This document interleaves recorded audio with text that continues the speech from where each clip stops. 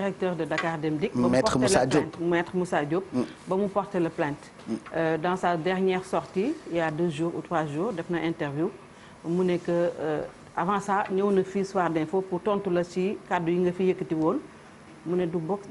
du tontonte ak yow parce que moom il est sorti de la Sorbonne alors que yow sax génnuloo sax le cadre secondaire donc moom bi muy jàng yow yaa ngi woon fee Baobab di dawal 5 ans ce sont ses propos. Avant-hier aussi il est sorti dans la presse pour dire que yow yaa ne woon mu yóbbu la tribunal mais bi mu la yóbboo tribunal dafa mel ne yow yaa delluwaat ginnaaw parce que yow yaa sax demandé qu'on reporte le procès donc amoo woon benn argument ci bi nga ñëwee fii di coow bi mu la yóbboo tribunal mënoo défendre sa bopp demandé waat ñu reporter le procès. Bon, je vais répondre ces 2 questions donc ces 2 réponses. danaa commencer par bu ci njëkk bi tamit mais di jégalu tamit téléspectateurs yi man j'ai 45 ans je pense que ku ngeen di tudd nii su ma magee lu ma magee bëriwul c'est-à-dire que man su ma tegaatee beneen 15 ans je suis à la retraite j'ai 45 ans su ma taaw il a 20 ans 20 ans jur naa doom bu am 20 ans nekk université moom su waxee aw ma BFM mais il a raison c'est pas de ma faute. man ba may dem États-Unis j'avais 14 ans su ma papa nekkoon ministre ma dem États-Unis jàng États-Unis amul BFM je suis désolé bokkuñu fu ñu jógee bokkuñu fu ñu juddoo moom nag bu muy am 14 ans nekkuloon États-Unis ça c'est clair bon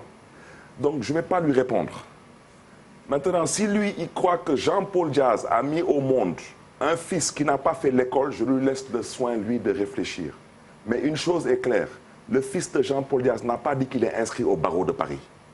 Parce que lui, il n'est pas au barreau de Paris. Ça, c'est clair au moins. Bon. On passe à la deuxième question. Parce que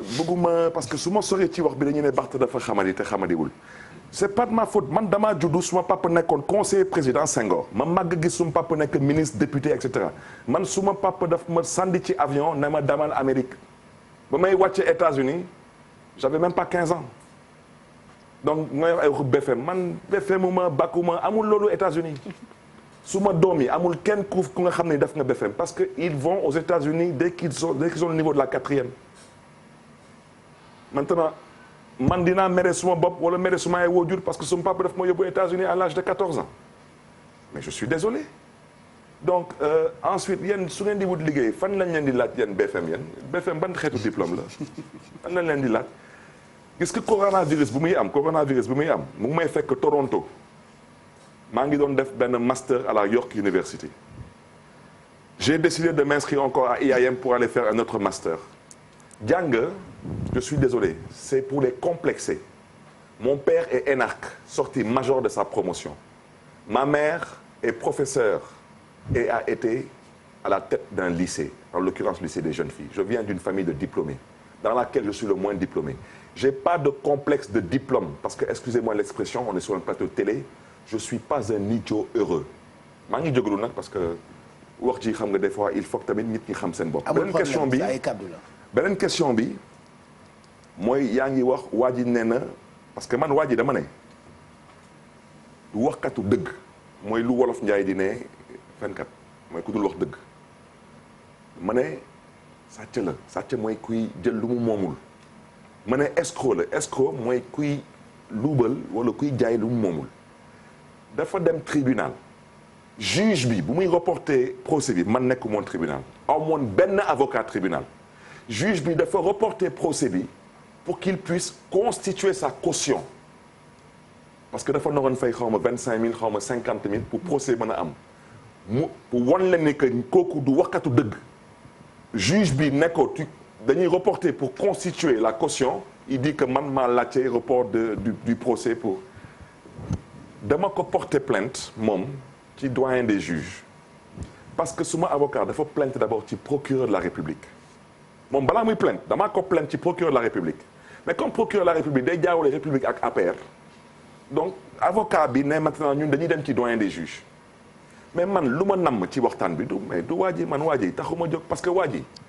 balaa Macky Sall di fallu Sénégal nekk président man mosuma dégg turam te bés bu fi Macky Sall jógee tamit noonu lay fayee c'est ce que j'appelle des accidents de l'histoire man j'existe avant que Macky Sall soit président du Sénégal et Inch'Allah j'existerai après que Macky Sall quitte le pouvoir. voilà donc maa ko liggéeyal suñu bopp ma ñëw rek foofu lay daanale. lu ma namm ci waxtaan bi mooy président Macky Sall laa bëgg xam est-ce que ci association de malfaiteurs bu nga xam ne ni loolu parce que loolu mooy association de malfaiteurs est-ce que daf ci laal am déet est-ce que daf ci yëg am déet beneen bi est-ce que ci ñàkk a wax dëgg bi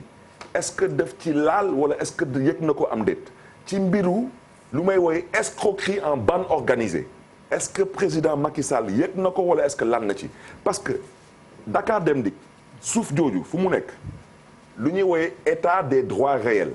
yow mënoo ko bind mënuma ko bind parce que kenn ci ñun fi mënu ko bind état mooy wax parcelle bii diw moo ko moom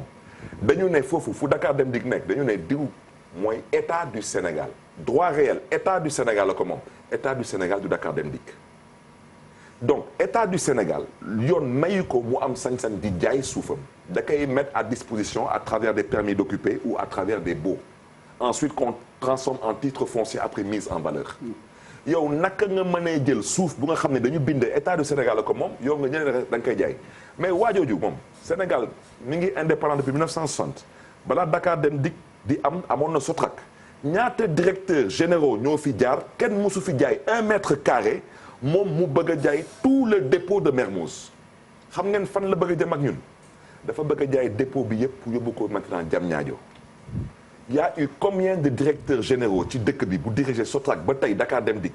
kenn musul jaay 1 mètre carré moom mu bëgg a ñëw jaay ambassade de Chine jaay APR jaay station essence jaay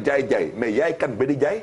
da ngay jaay sa moomeel wala nga jaay ndono wala nga jaay sa ñàkk soo jaayulee loolu lu ngay jaay da nga ko sàcc te may bëri laa wax ci fii c'est un escroc c'est un menteur et un voleur maintenant ce qui m'intéresse mooy est-ce que le président Macky Sall a été informé ou est-ce qu'il s'est impliqué dans l'association de malfaiteurs ou le mensonge ou l'escroquerie en bande organisée mais franchement cet idiot heureux il m'intéresse